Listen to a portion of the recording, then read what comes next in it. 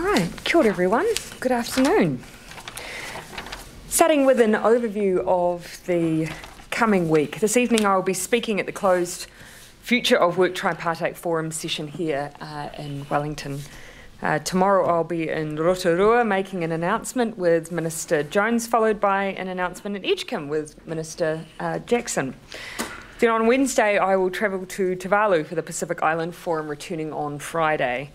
Looking ahead to the weekend, I'm speaking at the centenary celebrations for Colin McCann on Saturday evening, and will then head along to the All Blacks match against the Wallabies at Eden Park.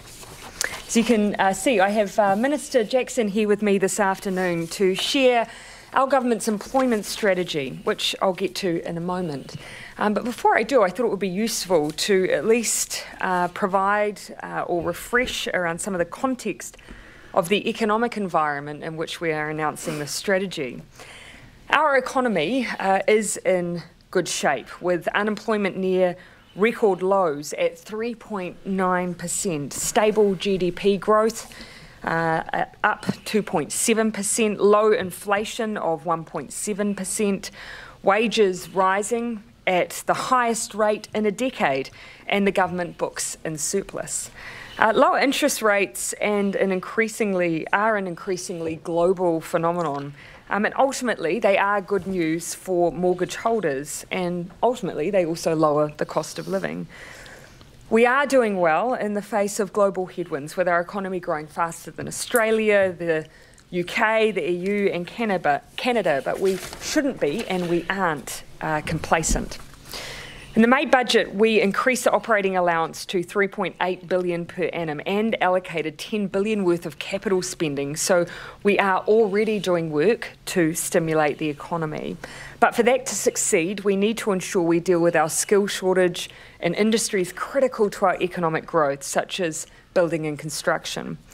We also have unemployment rates that are too high for Māori and Pacifica, and we have persistent unemployment amongst our young people that drop out of school or training.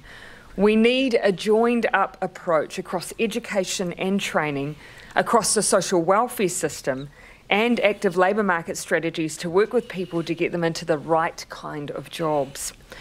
Now, you'll know the work we've done with our reform of vocational education to make sure that we're tackling the long-term challenges of skill shortages and the mismatch between training provided and the needs of employers. And you'll also know that our Ministry of Social Development response, which includes a significant investment in this last wellbeing budget of $76 million, which allows us to invest in 263 extra frontline staff to help support more people into meaningful work. Now we add in the employment strategy to complement these efforts with a focus on better and more inclusive employment outcomes for all New Zealanders. To succeed, it will need a cross-portfolio and cross-agency approach. So the work will be overseen by Minister Jackson. It includes our labour market ministers, Ministers Woods, Hipkins, Sepuloni, Lees-Galloway and Martin. Now, I'll let the Minister discuss the details, but broadly there are 5 key objectives. The first, build a skilled workforce by ensuring that education, immigration and welfare systems all pull in the same direction to unlock people's potential, but also enable businesses to get the skills they need. Secondly, support industries and regions to thrive by ensuring they're well served by the skills and training system. Thirdly, support workplaces to modernise by encouraging them to make the most of an increasingly diverse workforce. Next, support workers and businesses to be resilient and adaptable in the face of the changing nature of work.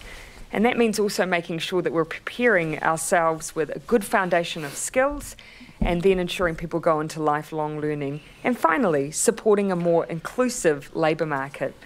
As I've said, this will take place alongside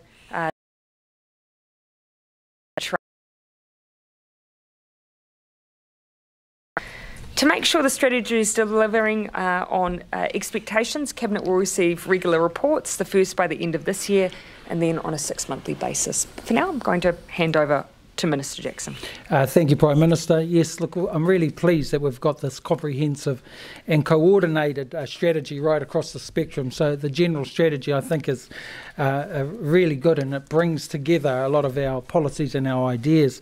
What I'm particularly pleased about, though, is that we have these strategies or action plans that are inclusive. So we've got an inclusive strategy in terms of the groups of people, I suppose, that I've represented in the community for many, many years. So as the Prime Minister said, the numbers are good, unemployment is good, GDP is good, we're looking good in all those areas. However, within those groups, we've got a number of people failing. So we're talking about the elderly, we're talking about Māori, Pacifica, refugees, new migrants, those with disabilities. So we need specific and inclusive plans to complement what we're doing in a wider sense.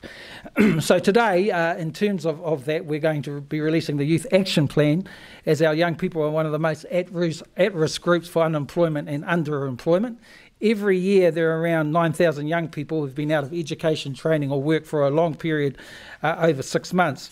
And many more experience multiple periods of inactivity. And so both groups have a high risk of poor employment outcomes. So the action plan for youth will put our young people onto a stronger pipeline to rewarding careers with decent wages. So we need a strategy where they can get out of the situation they're in pretty quickly. And we have those setups in terms of mana and mahi, he Poutama Rangatahi, and skills programs right now that they can get into that we've been involved with for the last year or so. So we're just really pleased to be able to access this. We also we have a disabled plan that is going to be made available by the Minister of Social Development later on, and we have other plans that will be set up over the next 6 months. It's really important that we create this pipeline so that our young people can get out of the situation that they're in, and I'm really pleased that this government has been able to come up with inclusive programs, unlike previous governments who've forgotten these groups. As I said, the numbers are good, but within the numbers, people are failing and people are falling over. So all the ministers are contributing to this. We've got a cross-ministerial approach right across the spectrum, and we've got the agencies who are coming together in a coordinated approach too. I'll be overseeing this along with other ministers, and we're looking forward to the work over the next few months. And those who are interested, of course, it will be an employment-related announcement that Minister Jackson and I will be making tomorrow, which links strongly with the announcements that we've made today. Happy to take questions on this, and then we'll move on to other subjects. Just ask why you're only announcing the youth strategy today and not all of them together. Why hold off on that? Some of that work still needs to be undertaken. I'd say, a particular example. In the past, from what I've seen, there hasn't been a specific focus on groups like our refugees and what work we're putting and support around that part of our community to find meaningful and decent work. And yet after, particularly I have to say, after the time I've spent working within the Muslim community, that's been really one of the strong sentiments that, of course, alongside all of the issues that were raised in the immediate aftermath, they've raised the issue of making sure that they've given the opportunity to contribute meaningfully to New Zealand, and employment is a huge part of that contribution and dignity for them. And so making sure that we've got work brokers, we've invested in over 200 frontline workers to work alongside those who are accessing benefits and support through MSD. We now want to make sure that we're being very targeted to help specific communities that may have specific needs, and there is a bit more work to be done for specific groups like our refugee communities, like for instance older New Zealanders, and again making sure that we have a very specific plan around our disabled workforce who are more likely to be unemployed too. You mentioned the strength of the New Zealand economy in your opening remarks. Just going back to what the Reserve Bank was saying last week, they said two of the most fundamental underpins of the economy was the low interest rate, and the other thing was the fiscal stimulus, how much the government was spending. And it also called on the government to do a little bit more in that department going forward. Has your government got plans to continue lifting how much it spends so the economy can stay buoyant? Yeah, and as I outlined in my opening comments, of course, we already made the decision to lift that operating allowance for the last budget up to $3.8 billion. You also saw in the last budget a significant investment put aside for capital investment, infrastructure development.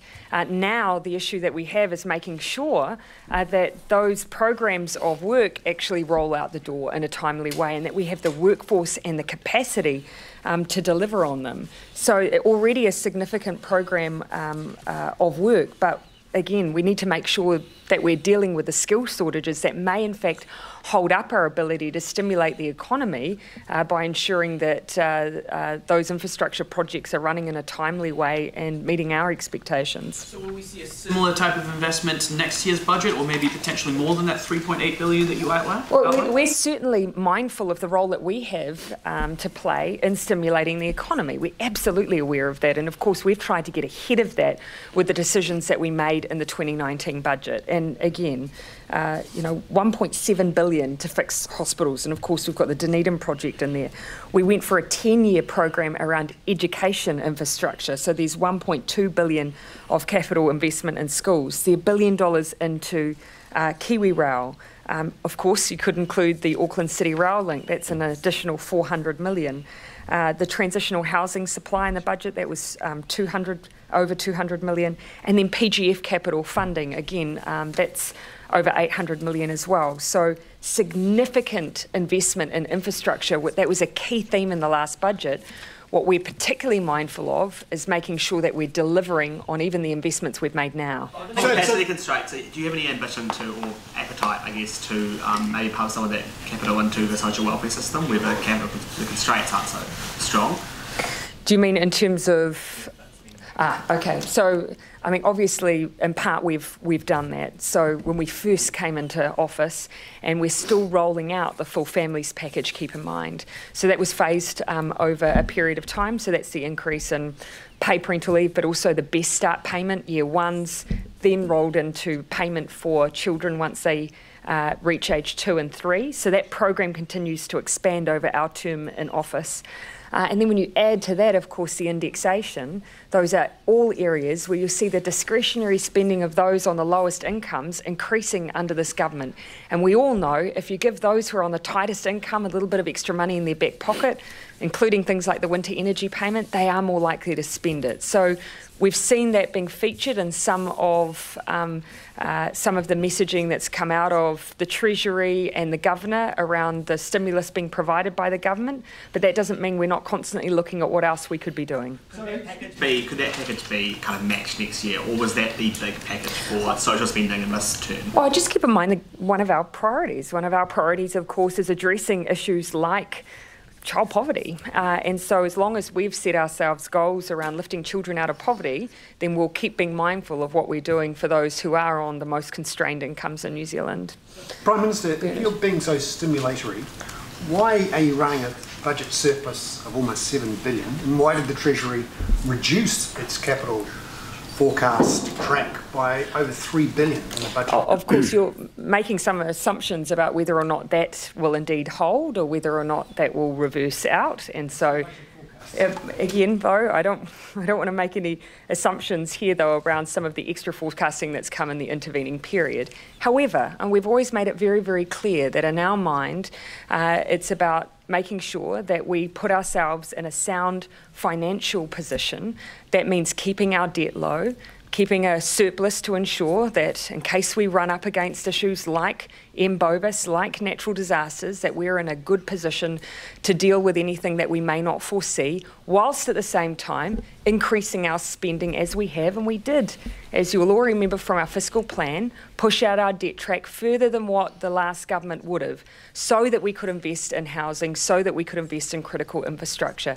It's all about getting that balance right, and that's what we've continually tried to strike in the decisions that we've made. So why is it more important to go for a 20% net debt target, or a range of 15 to 25%, than solving the housing affordability and climate change issues that we've got over the next decade or so? Again, you're making an assumption that we're not. Richard? Yeah, are you saying Oh, that... what I might do is just check whether or not... No. Oh. Of course, the general economic commentary is relevant to our employment strategy, but anything specific on employment, well, Minister Jones is here. No, Jackson. They look a little bit different. Jones. Oh, excuse me. Minister, definitely different. Just in the front here. In terms of pragmatic steps, like, for example, today you've announced the youth one, what will this strategy actually change? Like, what are like the immediate steps you're taking to achieve these goals? Yeah, Minister Well, Jackson, I think what we're seeing is we're seeing things happening right now.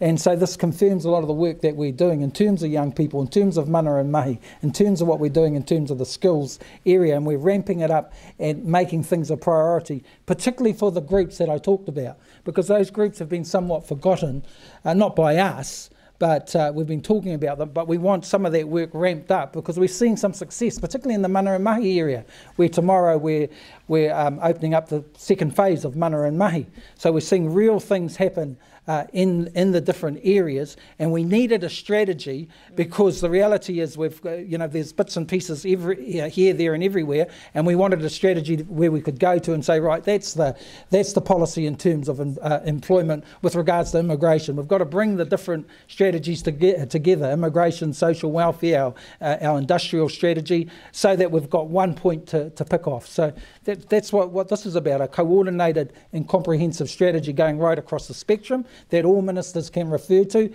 and we're already doing the work in the Rove area, in the social development area, and in the industrial area, particularly with young people, mana and mahi, Poutāma Rangatahi. So I think what it does, it confirms what we're doing, and we'll be able to prioritise things and hopefully get more things that come budget time. Yeah, I mean, obviously, totally agree. With the youth employment strategy, you see that real consolidation of different activity going on across different portfolios.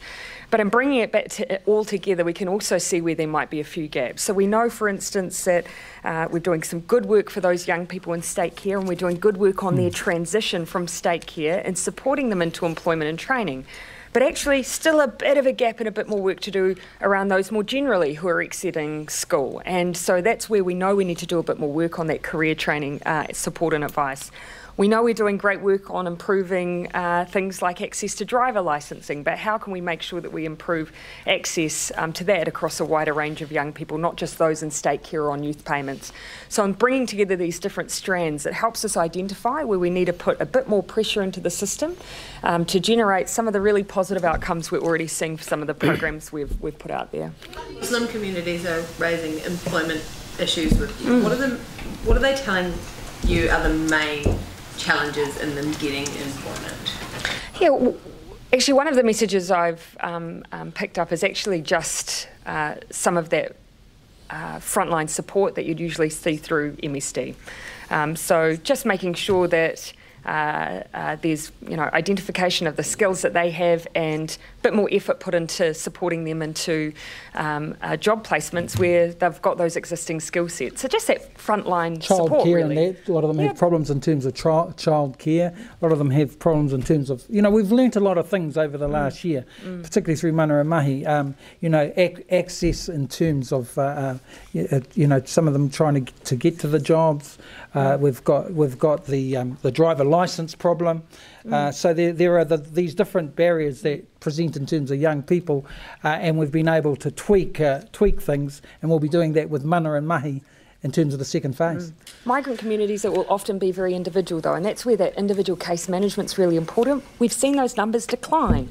So we want our work and income officers to have available frontline workers that can really work and support an individual person's individual needs. In a tight labour market, some of those issues will be much more specific and a bit harder, and that's why those frontline workers are really important.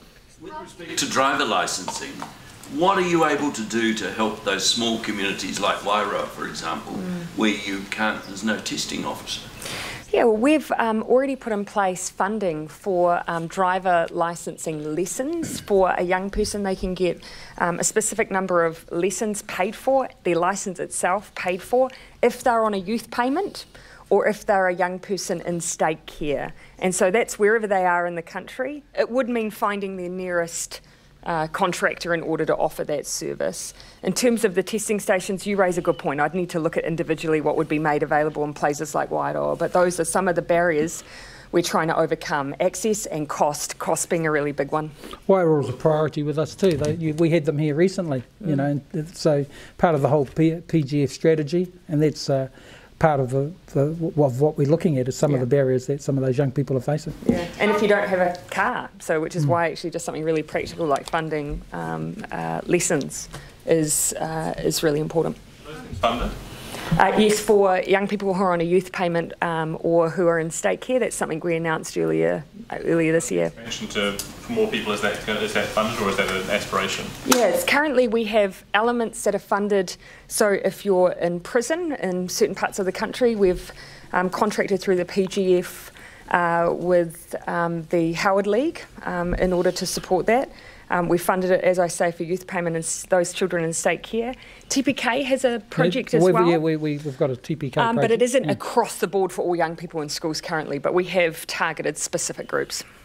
Minister, in light of Fonterra today announcing... Okay, are we off the employment strategy one? Yep. How do you see this affecting migration or, you know, skilled migrant coming into the country or migrant workers coming into the country? Of course, we've had a focus in our employment and immigration policy, an aspiration that we try and focus on putting New Zealanders who have the skills into the jobs that are available domestically. If those skills aren't available, that we make sure that we are training those domestic workforces, but at the same time that businesses are able to access offshore if they need skills to fill those jobs.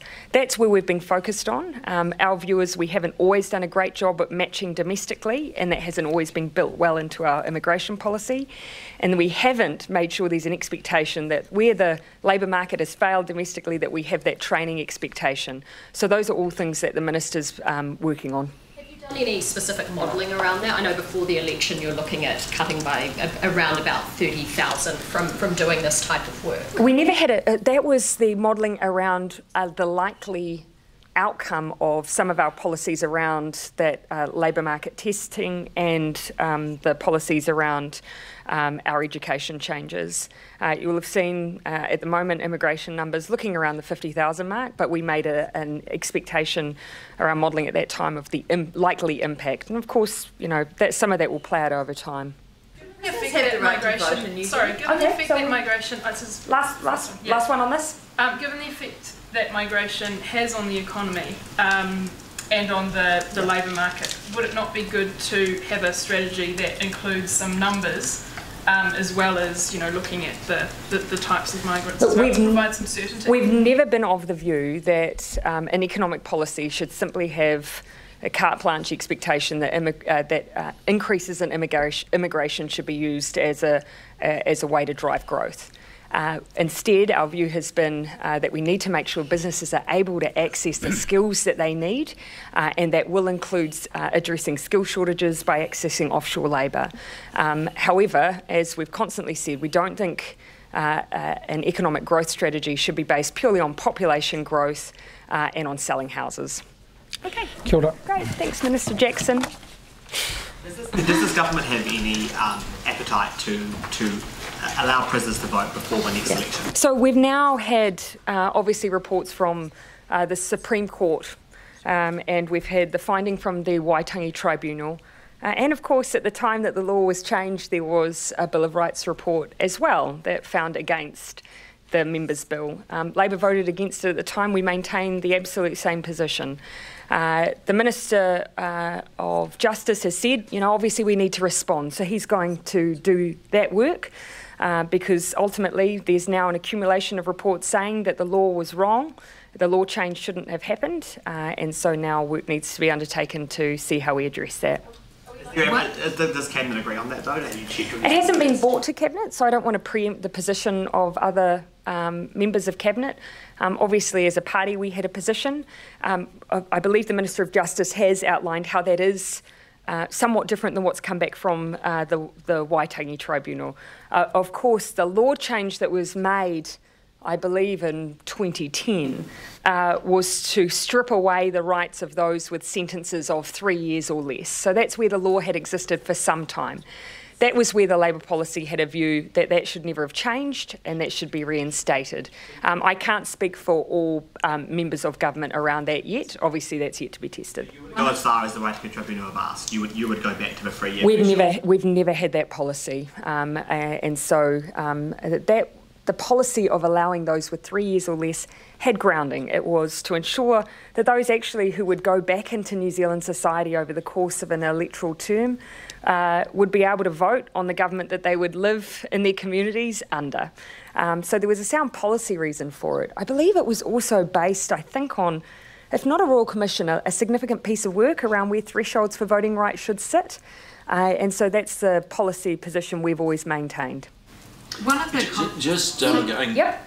Oh, sorry. I will come back to you, Richard. Some of the commentary around it this morning was saying that if you don't act on this, then you are just self-perpetuating the problem of around human rights. Do you agree with that in principle, though, that it isn't? I mean, you talked about it very strongly in opposition. Yeah, and our view then was the law should never have changed. Now we've again seen both the Supreme Court come back and say it needs to be reversed. We've seen the Waitangi Tribunal take its position. So we need to respond. And we absolutely accept that. I anticipate the Minister of Justice will work on something to bring to Cabinet. But I can't preempt in the diverse government that we are what the different positions on individual parties will be. Sorry, you mean New Zealand First when you're talking about there? Because the Greens. I try not to speak for any parties in Parliament. I can make I can make an assumption based on the statements I've seen today about the opposition. But ultimately, this was a members' bill, remember, rather than a government bill. And in my mind, it should never have happened, particularly given at the time it didn't pass its Bill of Rights vet.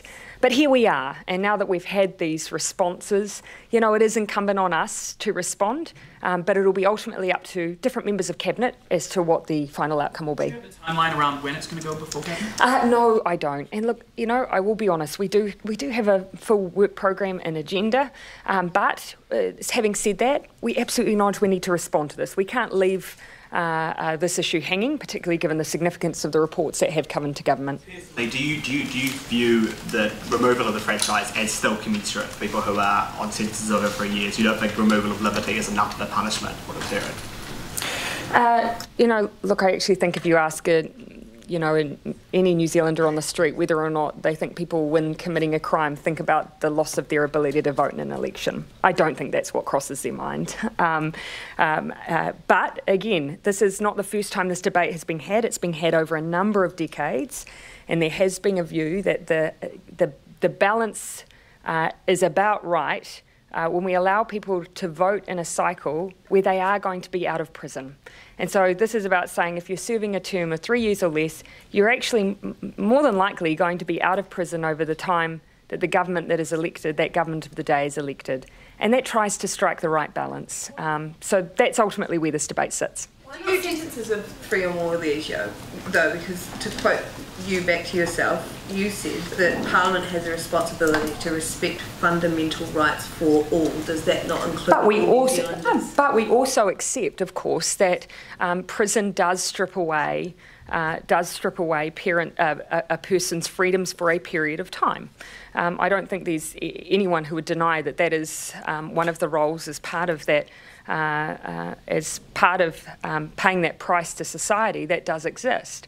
So the question really here is, does that mean that while you're carrying out a sentence you should lose all of your ability to vote over that period, or is there actually a time that if you are going to be free, that you should be able to access a voting right? And people have spent a long period of time debating this issue at great length, landed on the place that if it's 3 years or less, a vote is about the right balance to be struck, and I think that that had stood the test of time until a members' bill in 2010.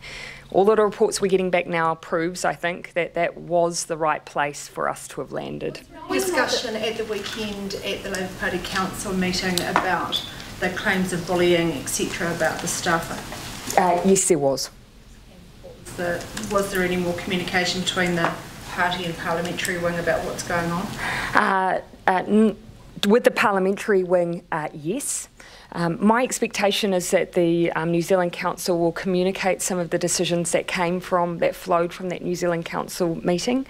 I believe that they will first want to communicate with complainants, as you would expect, and sometime thereafter I believe they may then say something more broadly on both the process around the current complaint, but just the process around complaints generally. For my part, I shared a very clear expectation that we do need to make sure that our processes are robust and that there will be occasion when, given the nature of our organisation, it won't be possible nor desirable for some complaints to be dealt with entirely in-house. We're having neutral parties able to help the party navigate complaints will be appropriate, and that the party should look to build that into part of their complaints processes in the future. But as the Prime Minister and as the leader of the Labour Party, did you seek more information from the party itself or the President about the nature of the complaints, about the identity of the complainant, because it's a political story that you are having to answer questions on? Yes, but even then, whether or not I would divulge details that would then allow someone's personal information to be in the public domain, I don't think is something that you would expect me to do. I think you would expect me to constantly check and seek reassurances that the process has been robust and ask questions, and I have and will continue to do so.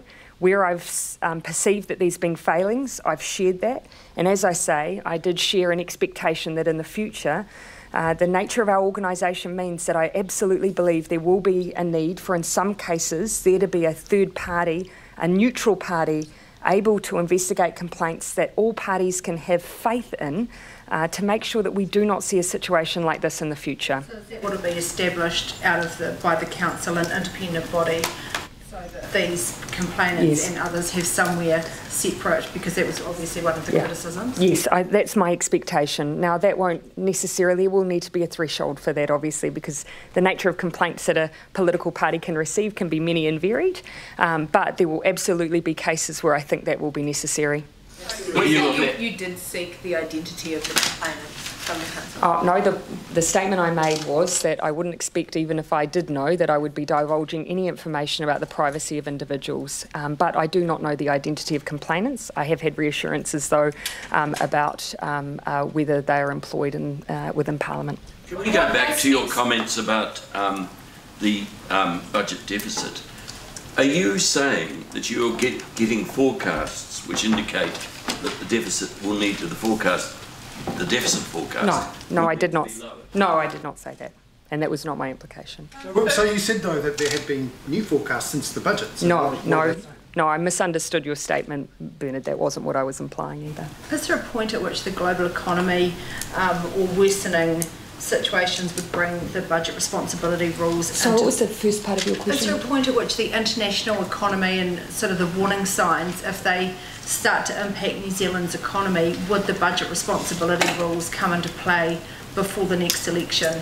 Would that be a threshold for them to be reconsidered? No, and we haven't set any expectation that it would likely to be the case. We've obviously made statements about what will happen to the budget responsibility rules after this term of Parliament, and that's a period we would move into a range, which has already been referenced today. Minister, all right, we're already 5 minutes over, so I'll just take final questions from. Yep. In light of Fonterra today announcing that it's about to rack up a massive loss in the financial year just been, how concerned are you about farmers' debt levels? Well, obviously, concerned enough about their relationship sometimes with their banks to have put in place a mediation process. But of course, what we're talking about here today with what's happened with Fonterra is something separate entirely again. This is obviously them making a commercial decision off the back of investments they've made internationally. And I don't think that necessarily plays into anything more broadly than just decisions that they've made as a board. You don't think that the health of such a big company affects basically the health of individual farmers of whom there are so many and they're such a big part of the economy? Absolutely, but you asked the question specifically about their individual debt. You know, obviously, you know, I can only rely on what I hear from individual farmers, of course, but the degree to whether or not they build dividend into their thinking and planning, I think probably will vary farmer to farmer, but I imagine that given some of the statements and sentiments having come out of Fonterra, I don't know how many of them would have banked on that dividend. How do you feel about the Chinese government's statement that it is beyond reproach when it comes to its activities and actions on New Zealand university campuses? Look, as I said at the time when you asked some questions around this area, look, we take obviously our own view on the right for individuals to engage in protest, particularly within our academic institutions. It's supported by the Education Act, the independence that our universities have. And so we'll continue to reiterate that, to highlight that. And, you know, I think New Zealand as a whole would be unapologetic about the fact that that's part of our psyche, our culture and who we are. Chinese representatives within New Zealand may take their own view, but it won't change our position.